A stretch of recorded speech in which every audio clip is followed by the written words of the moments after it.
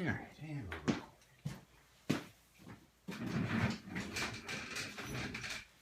put this back on. And we'll waste a lot of time.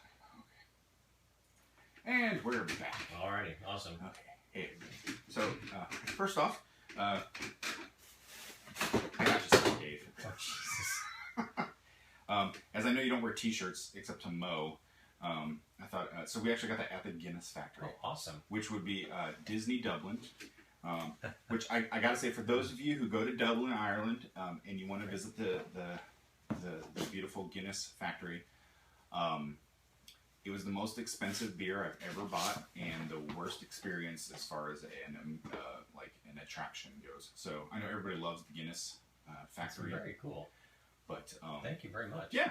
That's cool. Now, so most expensive and then worst experience, but the beer itself was Guinness. It was a $22 Guinness. Holy hell! Because you pay £18 per person to go into this thing.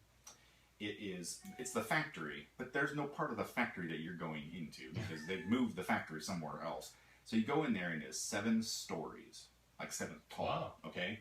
Each story, the first floor is the entrance and the gift shop, and then the other 6 stories are telling the tale of Guinness.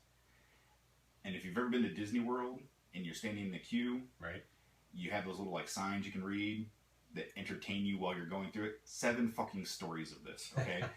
They had 2 places where you interacted with humans. One of them is showed you how to drink a Guinness. Now, I'm going to illustrate this to you, for those of you who are watching the video, and I'm going to talk you through it on the podcast. Okay. To properly drink a Guinness, you open your mouth, you put it in there, you close your mouth, and you use a swallowing motion. That is how you properly drink a Guinness. Now, there was another room that, I wish I was kidding. And so there's another room that taught you how to properly pour a Guinness. Now, I'm going to walk you through that one as well and talk you through it on the podcast. Okay, to properly pour a Guinness, you take a glass, you tip it a little, and you pour a Guinness into it. And then, before you completely fill it up and it overflows the glass, you stop pouring, you hold the glass upright, you wait 190 seconds so that the head can come down a little bit, then you pour the rest of the beer into it. Okay, so that was 20 minutes of my life. And so then... Tour for the morons? Apparently. And they had like little displays that showed like their old advertisements, which was probably the only enjoyable part. And then we get up to the top floor, which is where you get your free beer voucher. So we go get our free Guinness, and I'm like, well, I like Guinness. We'll put free in air quotes. Oh, fuck yeah. It's an 18-pound Guinness. So you get your Guinness, and I like, well, I'm at the factory, so this will be the most factory-approved version of a Guinness. So unfortunately, this is the last day, so I couldn't judge it versus all the other Guinnesses I had every single day. But I get my Guinness. It was really smooth. It was tasty. I enjoyed it. But after, I think it was more I just paid 18 pounds for this damn thing. I'm going to enjoy the hell out of this beer. But there were probably 700 people inside this room. Oh, wow. And it is, basically it's a big glass arboretum on top of the Guinness Factory that overlooks all of Dublin. So you can see all of Dublin, which is really kind of cool. Yeah. If there weren't 700 people in there. And it's hot, and it was raining, so everyone was there because they didn't want to walk in the rain. So everyone is wet, hot, and stuck in this tiny room with beer. And so, yeah, it was enjoyable, beyond belief. Fortunately, there was an elevator to get down. And then, so yeah, we spent 36 pounds to get in to see the thing, and then we spent 120 pounds on gifts, so that because it was our last day there, and we hadn't bought everybody everything. So the only souvenir that I actually brought home from Dublin, from Ireland at all, is a coffee cup. Because that was the only thing. Well, we looked for lots of different things, you know, like Lindsay wanted like an Irish wool scarf and all this, and we looked and looked and looked, and didn't find anything. And so on the last day, I'm like, I gotta go home with fucking something. Right. And I'm not gonna buy something. I'm not gonna buy a T-shirt because I don't wear T-shirts with things on. So I'm like, I'm not gonna wear it. So, and I don't need a shitty hoodie, you know, that just because it says Guinness or whatever. You know, I don't need that. And so I'm like, what is something that I'll use every single? Okay, I'll get a coffee cup. So I got a coffee cup, and so did Lindsay. That's the only thing that we got ourselves. That you can probably get online. Oh, I'm sure. Yeah, I'm sure. But we know until we break it that I bought it. That's right. That's right. So anyways. All right, so you got your shirt from Guinness. So it is actually from Ireland, from the Guinness Factory. And then we were in the airport. They also had the Guinness store in the airport. which we could have bought every single thing that we bought for probably the same fucking price at the airport. Anyway, awesome. So you have that. So neat. And we would, so Greg and I went to the Air and Space Museum here in the gift shop when it was all over with, and there was a coffee cup that he wanted. It was just Stratcom, white cup, had a black interior. I think the handle might have been black. I don't know. It appealed to him. It was $12.95, and he didn't want to pay $12.95 for the cup, so he did not get it. This is a $5 cup. I paid 22 pounds for each coffee cup. They're nice coffee cups. I mean, they're good. This red. Is that red one over there? It's there. Hang on. You're actually going to go get it? Absolutely. Okay. So, while I dole out this food stuffs. All right.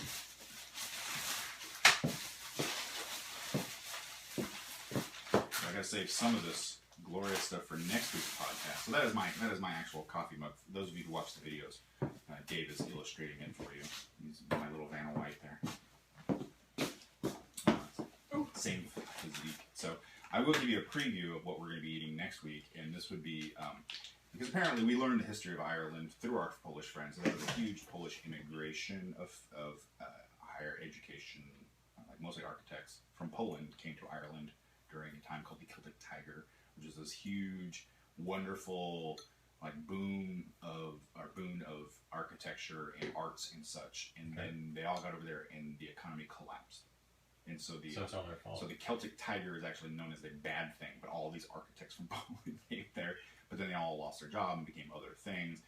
The two that were actually my friends, they still are architects, but there's a lot of Polish people living in Ireland, and then 200,000 higher education Irish people left, and so there's like this weird there's this weird void now, and so there's a lot of Polish food in Ireland, and so we have Polish Irish food to try. Anyways, so some of the things that we found. While we're doing this, I want to also explain I have another image that we're going to put up on the website of we were wandering through Dublin, middle of Dublin, by the waterway, by one of the causeways, which is a very high traffic area, and I looked down at my feet because I'm always watching where I'm walking, and I found a wallet with about 150, 200 pounds worth of, or euros worth of money in it, and so I'm like, oh, this is weird, and so no ID, few credit cards, unsigned, and I'm like, wow, okay. One of them happened to be for the Bank of Ireland, so then we were on our way to lunch, so we're like, oh, we'll just wander by Bank of Ireland. Went into the Bank of Ireland, we're like, I found this wallet. It has money in it, and it also has a Bank of Ireland card, but no ID. We were wondering if we could give it to you, and you could get it to the right people. And the Bank of Ireland was like, you take the card out, and you give us the card, and we'll see what we can do. Like, they wouldn't take the wallet. Wow. So I give them the card, and then she's gone for like 15 minutes. I'm like, they're definitely calling the police, and we're going to get arrested for fucking stealing this wallet. So after about 15 minutes, she comes back out, and she's like, we contacted the lady. She didn't know she had lost her wallet, and she's actually about 5 minutes away. If you want to hang out, you can give her the wallet back, because they didn't want to touch it. I'm like, okay, so fine. So about 5 minutes later, she shows up, and, well, first off, the bank lady's like, you found a wallet full of money, and you didn't take the money out of it? No. And you're going to give it back? Well, yeah, that's why we're here. Okay. And she like wandered off. Well, when the woman came, I'm like, here it is. Everything's still inside of it. I said, we just found it. We just want to return it. She's like, okay, give it just a second. She's Polish. You know, so she runs out. She goes to the ATM and gets cash. Your wallet is full of cash. Yeah, right. Comes back and she hands me a 10. I'm like, I don't want your money. I say, we're just trying to give you your wallet back because you lost it. And then while she's at the ATM rummaging around, her husband was there. And he speaks Polish, so he's talking to Michael, who also speaks Polish, and he's explaining back and forth. And eventually kind of find out that she's just a forgetful person, and she must have dropped it at some point, but was really surprised to have gotten it back. And so she's like, you don't want any money? I'm like, no. What I do want is a selfie. So I take a picture of her at this bank looking completely confused. And I'm like, post it online for our website. Awesome. So, and then I'm leaving, they're like, why would you want her picture? Because that's what people do now. All right, so anyways, all right, to our food. All right. We have a bunch of candies and other things that we're going to try. So we'll start with what I think is gloriously, it reminded me of you, so I had to get them. Reminded you of me? Yeah, they're called camel balls. I don't even want to know why. So this is a candy called Camel Balls. It's a bubble gum, actually. And before you, when you take it out of the package, you'll notice they actually look like little camel balls. Oh, sorry, somebody wants that. And Dave will hopefully show. They kind of look like a little.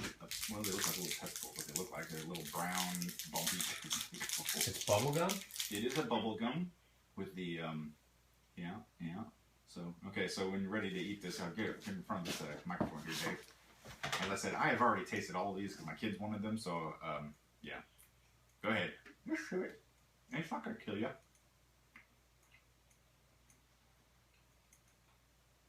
It squished something in my mouth. As balls do. Then wait for that flavor of the gum to kick in. What is that noise? It's the baby monitor.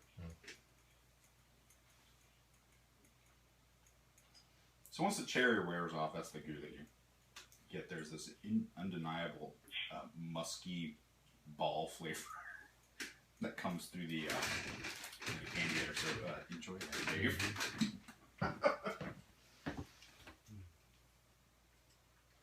Oh, there it is. Yeah, it's gross. So, and now you're stuck with this gum.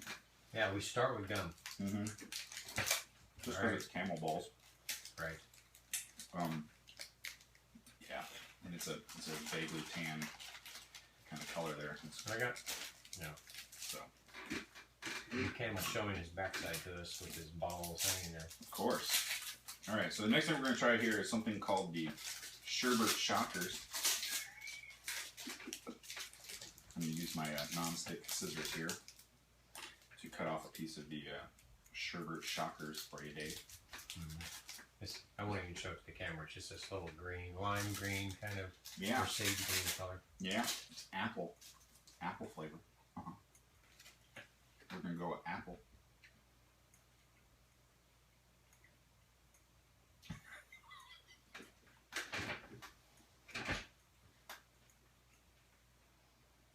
Speak. I will. Yep. That's a flavor. Now, weirdly, it's sour. It's a bit sour. It actually does taste like apple. It does. But like crab But apple. it's very tart, very tart. So, yeah, that's delicious. Oh yeah. So I gotta follow up because you can't just get the one flavor, Dave. I had to get the second flavor as well here. So there's thank God it's suitable for vegetarians. Oh well, yeah, it's candy. So all right. So here's the other one. This one is also Shockers. Sour Fizz Chew Bar. Strawberry flavored. Strawberry Candle. That actually tastes a little perfumey. Which we'll notice will be a theme of the rest of this candy. Yeah. Oh, that's not good. Yeah. So then we have this one called a drumstick. These are my titanium nonstick scissors, so they're safe for food consumption. So this is called a drumstick, also a chew. Fake put in